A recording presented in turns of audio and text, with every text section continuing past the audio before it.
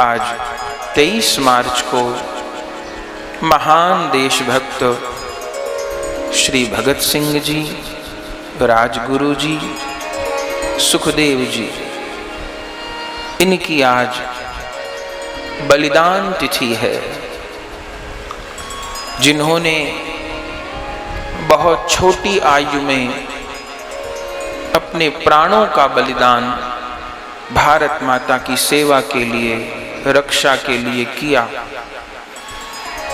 आप सब जानते हैं, इसी पंजाब की पवित्र धरती से आपका प्राकट्य हुआ और बहुत छोटी आयु में, जिस समय में आदमी अपने जीवन की योजनाएं बनाता है, बड़े बड़े सपने संजोता है, मैं ऐसे करूंगा, मैं ऐसे करूंगा, ऐसे करूंगा, जिस समय सपने बुनता है व्यक्ति, उसी जीवन के प्रारंभ काल में ही आपने अपने प्राणों का बलिदान कर दिया भारत माता की रक्षा के लिए। और उस समय के तत्कालीन नेताओं के द्वारा संभव था उनकी फांसी को रोका जाना, लेकिन नहीं प्रयास किया गया। कोई पूछ सकता है कि भगत सिंह जी की शहादत से क्या हुआ? तो उनकी शहादत से ये हुआ कि उन्होंने सोए हुए हिंदुस्तानियों को जगा दिया। जो गहरी नींद में सोए थे उनको एक बार झकझोर दिया। दो दल के नेता थे, एक नरम दल था, एक गरम दल था। भगत सिंह जी, सुभाष चंद्र बोस, ये सब गरम दल के नेता थे। हर एक चीज का एक समय है, उस समय पर वही बात शोभा देती है। संसार में तो गीत बजता है कि दे दी हमें आजादी बिना खड़ग भी न ढाल, पर ये गीत मन को बहुत चुभता है। ये बहुत बड़ा झूठ है। जाने किसने लिखा, क्यों लिखा, खबर नहीं। बिना खड़ग ढाल के आजादी नहीं मिल गई, भीख में नहीं मिल गई, आसानी से नहीं मिल गई। जिन माओं ने अपने बच्चे कुर्बान कर दिए, उनसे तो पूछिए। भगत सिंह भी किसी के बेटे थे, आसमान से तो नहीं उतरे होंगे। उनकी माँ, पिता, बहन, भाई, राजगुरु भी किसी के बेटे थे, सुखदेव भी किसी के बेटे थे। तो जिन माओं ने अपने बच्चे कुर्बान कर दिए, जिन बहनों ने अपने सुहाग कुर्बान कर दिए, उनका क्या? तो बिना खड़ग ढाल के आजादी नहीं मिली, महापुरुषों ने बलिदान दिए। और एक महापुरुष ने नहीं, सब ने। वैष्णव संतों ने अपने कीर्तनों के द्वारा, कथाओं के द्वारा, सत्संग के द्वारा इस पूरे समाज को एक सूत्र में पिरोया, बांधा। कुछ ने अपने बलिदान के द्वारा, शहादत के द्वारा, किसी ने सीमाओं पर सैनिक के रूप में, सबने अपनी अपनी भूमिका में योगदान प्रदान किया। तभी आज हम आप सब हिंदुस्तान में बैठे हैं बंधुओं। नहीं तो जैसे षड्यंत्र आजादी से पहले भी हुए और आजादी के बाद भी हुए, ये हिंदुस्तान भी न होता, पाकिस्तान ही होता। और पंजाब के लोगों ने तो जितना सहा है, उतना तो शायद किसी प्रांत ने नहीं सहा। चूंकि जब भी आक्रमण होते थे तो वो अफगानिस्तान की ओर से ही आतंकी आते थे, पाकिस्तान की ओर से ही आते थे। तो सबसे अधिक अगर किसी प्रांत ने दुख झेला है तो वो पंजाब है। चूंकि उधर से ही आतंकी आते थे, तो सबसे पहले जो पंजाबी हिंदुस्तानी हैं उन्हीं को ही झेलना होता था। लेकिन धन्य है हमारे पूर्वजों ने सब कुछ सहा, महान से महान कष्ट सहे। सिख गुरुओं ने महान से महान कष्ट सहे, लेकिन धर्म का त्याग नहीं किया। आज तो सिख और हिंदुओं को लड़ाने की बात होती है, खाई पैदा की जाती है। ये सब वोट के भूखे राजनेताओं के किए हुए कुकर्म हैं। सिख हिंदू का कैसे विरोधी हो सकता है? जिन गुरुओं ने हिंदू धर्म की रक्षा के लिए प्राण विसर्जन कर दिए अपने। गुरु तेग बहादुर जी का शीश औरंगजेब ने क्यों उतारा? आज तो इतिहास नहीं पढ़ाया जाता। जिन विधर्मियों ने शिक्षा प्रणाली को बनाया, अभी तो भगवान कृपा कर रहे हैं, जो वर्तमान के शासक हैं वो नई शिक्षा नीति ला रहे हैं। वो लागू हुई तो हमारे आपके आने वाले बच्चे, आने वाली पीढ़ियां शायद सत्य इतिहास को पढ़ पाएंगी। नहीं तो विधर्मियों ने कोई कसर नहीं छोड़ी, झूठा इतिहास पढ़ाया, झूठी बातें बताई इतिहास के नाम पर, असली इतिहास को छिपा दिया, क्योंकि हिंदुओं को गुलाम बनाना था। सिख पंथ को हिंदू धर्म से अलग करना था, जैन पंथ को अलग करना था। उनको पता था सब एकजुट रहेंगे तो हम हिंदुस्तान का नुकसान नहीं कर पाएंगे।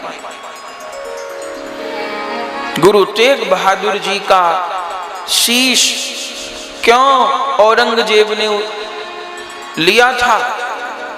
दिल्ली में शीशगंज गुरुद्वारा है, इतिहास हम जानते हैं ना। कश्मीरी पंडितों के ऊपर मुगल लोग अत्याचार कर रहे थे और कश्मीरी पंडित ही गुरुजी के पास आए थे कि हमारी रक्षा कीजिए।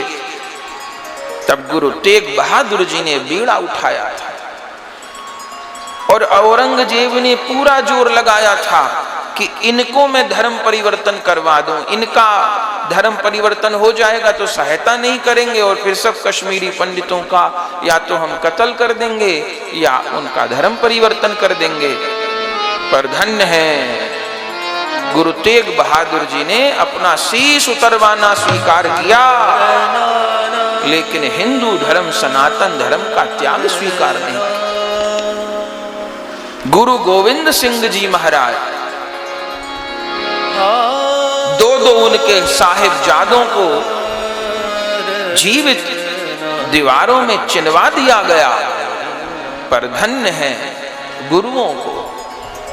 कितनी बार राम मंदिर की रक्षा में गुरु गोविंद सिंह जी ने युद्ध किया।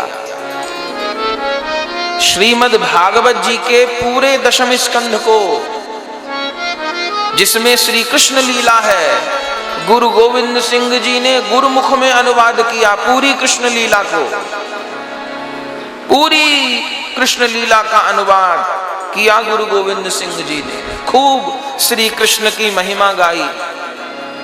आज नई नई बात पढ़ाई जाती है, सिख और हिंदू को लड़ाने का प्रयास होता है, खाई पैदा होती है।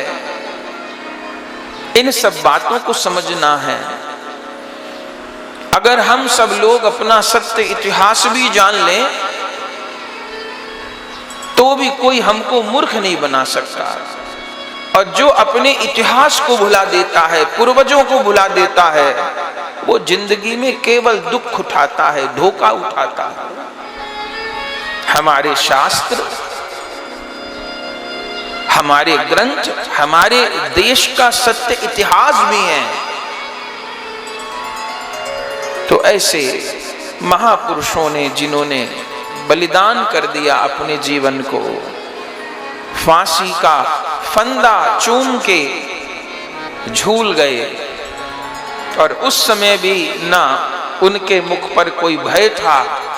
समय से पहले भगत सिंह जी को फांसी दे दी गई, पर अपने जिस जेल में वो बंद थे और जहां तक उनको आना था, लगातार भारत माता की जय, भारत माता की जय, इतनी जोर से वो तीनों सिंह पुकार रहे थे कि जेलों की दीवार चीर के बाहर आवाज जा रही थी, भारत माता की जय, भारत माता की जय, भारत माता।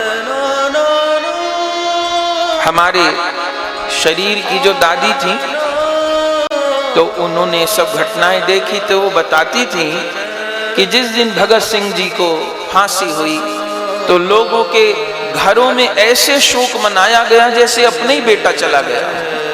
कोई घर नहीं जो रोए न हो, किसी के घर में भोजन नहीं बना, घर घर में ऐसे शोक मनाया गया जैसे अपने ही बेटा चला गया है। आज अपने इतिहास को याद रखना होगा। लेकिन बस ठीक था, आजादी के बाद भी जिन लोगों के हाथ में बागडोर आई देश की, उन्होंने बस कुछ लोगों को ही श्रेय दे दिया। भगत सिंह तो खो गए इतिहास में कहीं, सुभाष चंद्र बोस और कितने कितने बलिदानी, सरदार वल्लभ भाई पटेल। अब फिर उनको उनकी प्रतिष्ठा प्राप्त हो, पद प्राप्त हो, जिस सम्मान के वो हकदार थे वो प्राप्त हो। नहीं तो हमारे शास्त्र कहते हैं जो सम्माननीय है उनका सम्मान न हो, और जो सम्माननीय नहीं है, अपूजित है, उनका सम्मान हो, तो उस राष्ट्र की हानि होती है, वहां दरिद्रता आती है। जहां अपूज्यों की पूजा होती है और पूज्यों का निरादर होता है। देश में ये हुआ राजनेताओं के द्वारा, जो बाहर से कहने को हिंदू थे पर भीतर से यवन थे। उन्होंने जितना हो सका नुकसान भारत का किया। ऐसे बीज बो दिए जिनका जहर आज तक हिंदुस्तानियों को भुगतना पड़ रहा है।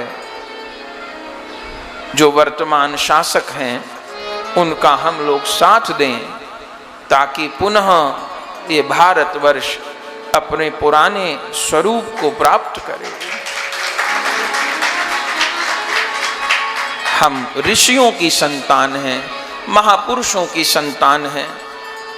जिन मुगलों की महिमा बताई गई वो सब लुटेरे थे, आतंकवादी थे, भाग के आए थे, यहां से भाग के आए थे बाहर से। उन्होंने कुछ नहीं किया कि उसने किला बनवाया, उसने ताजमहल बनवाया, फला। किसी मुगल ने एक शौचालय भी नहीं बनवाया। उन्होंने केवल मंदिर तोड़ मीनारें खड़ी करी, कुछ नहीं किया। झूठ बोला गया। वो सब आतंकवादी, लुटेरे, बलात्कारी थे और कुछ नहीं था। हम अपनी ऋषियों की संतान हैं, उनको स्मरण करें तो भगत सिंह जी के चरणों में प्रणाम करते हैं। पंजाब के उस सपूत को, नहीं तो हम आप बैठ न पाते। ऐसा तो नहीं है कि यहाँ बैठ के हम लोग सत्संग कर रहे हैं और कुछ उग्रवादी आके कहें कि तुम क्यों कर रहे हो कुछ। ऐसा तो नहीं है ना, बैठ के सत्संग कर सकते हैं ना। नहीं तो ऐसी स्थिति हो जाती कि कह तो रहे हैं पूरा विश्व आर्यावर्त था, और विडंबना है कि आज पूरे विश्व में एक भी हिंदू राष्ट्र नहीं है, एक भी हिंदू राष्ट्र नहीं है। जिस हिंदुस्तान में हम बैठे हैं ये आखिरी जगह बची है। अब हिंदू को कहीं भागने को जगह नहीं है। उधर को जाए तो पाकिस्तान है, उधर को जाए तो चीन है, इधर को जाए तो बांग्लादेश है, और नीचे को भागे तो हिंद महासागर है। अब केवल डूबने को सागर बचा है और कहीं भागने को जगह नहीं बची। अब अनेक दिनों से यूक्रेन और रूस में युद्ध हो रहा है ना, देखा हमने।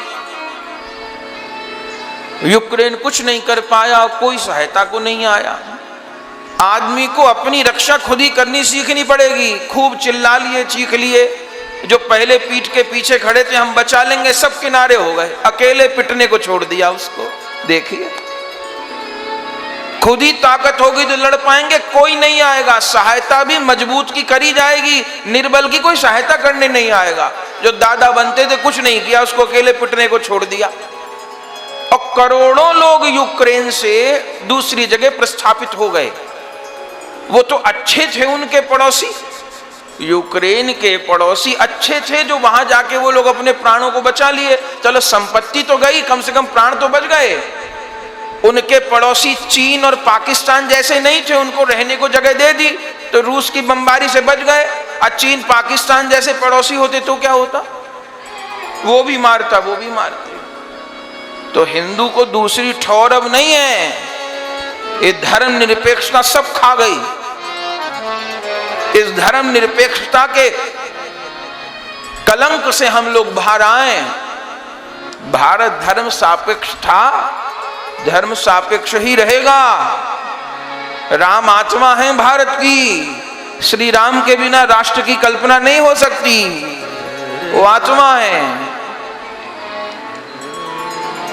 अपनी रक्षा व्यक्ति को खुद करनी होती है। कब तक भुलेखे में रहेंगे?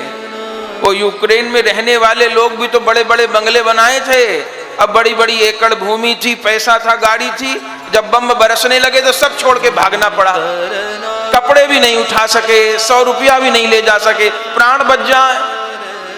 अब शरणार्थी कैंपों में रह रहे हैं, एक एक रोटी के लिए मोहताज हो रहे हैं। बड़े बड़े बंगले थे उनके। जिसको अपनी रक्षा नहीं करनी आती, दूसरा भी उसकी रक्षा नहीं करता। ये उदाहरण सामने है, सारे विश्व के सामने। कोई बचाने नहीं आया, अकेला छोड़ दिया पिटने को उसे। आज विश्व में 150 ईसाई देश हैं, कम से कम 57-58 इस्लामिक देश हैं। पर बड़ा कष्ट होता है, जिस सनातन धर्म ने सारे जगत को ज्ञान दिया, पूरी दुनिया में एक भी हिंदू राष्ट्र नहीं, एक भी हिंदू राष्ट्र नहीं। निरंतर हिंदू की संख्या घटती जा रही है, घटती जा रही है। ये पीड़ा की बात है। इसलिए जो राष्ट्रवादी लोग हैं उनका हम साथ दें। कभी आंदोलनों के नाम पे, कभी किसी बात के नाम पे, किसी बात के, सब विदेशी पैसे से चल रहे हैं। इनका एक ही लक्ष्य है, सनातन धर्म को नुकसान पहुंचाया जाए। सब गोलमाल है, बाहर के दिखाने की बात कुछ और है, अंदर कुछ और है। इसलिए आपसी मतभेदों को भुलाकर, छोटी छोटी बातों को किनारा करके राष्ट्रवादी लोगों का साथ दीजिए। राष्ट्र बचेगा तभी हम आप बचेंगे, हमारे घर बचेंगे, संतान बचेगी, मंदिर बचेंगे, धर्म बचेगा। राष्ट्र नहीं रहेगा तो क्या बचेगा? कहां भागेंगे हम? राष्ट्रवादी लोगों का साथ दीजिए, जो हिंदू धर्म की सोच रहे हैं, जो सनातन धर्म की सोच रहे हैं। अपने को उन्हीं का साथ देना है। जब उनको अधिक से अधिक बल मिलेगा तभी आशा है ये भारत कभी हिंदू राष्ट्र घोषित होगा, कभी जनसंख्या नियंत्रण कानून लागू होगा। अन्यथा जहां हिंदू संख्या में घट जाता है वहीं सत्यानाश शुरू हो जाता है, वही स्थान संवेदनशील हो जाते हैं। इसलिए सावधानी रखनी चाहिए। तो भगत सिंह जी को प्रणाम करते हैं, सब संतों को प्रणाम करते हैं।